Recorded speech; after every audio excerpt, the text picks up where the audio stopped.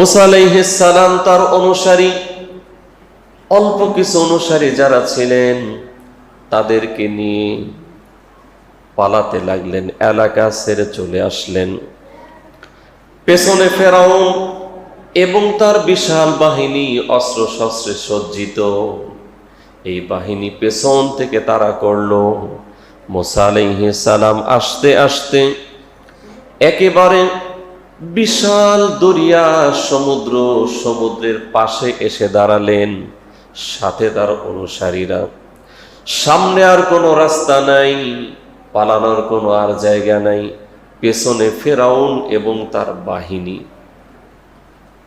এবার বোঝা যায় হয় পানিতে ডুবে মরতে হবে, আর না হয় ফেরাউনের বাহিনীর হাতে মরা লাগবে। এমন একটি অবস্থা, পেছনে ফেরাউনের বাহিনী আর সামনে বিশাল দরিয়া, যাওয়ার কোনো জায়গা নেই, কোথায় যাবে?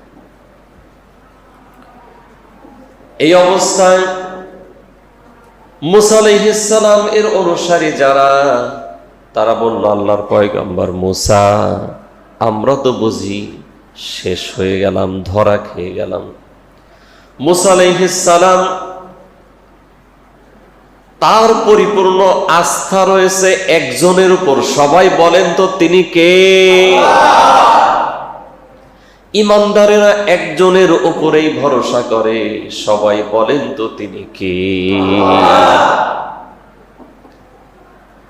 মুসা আলাইহিস সালাম তিনি বললেন, আমাদের রব আমাদেরকে পথ দেখাবেন, যদিও সামনে কোনো রাস্তা নাই, বিশাল দরিয়া ছাড়া।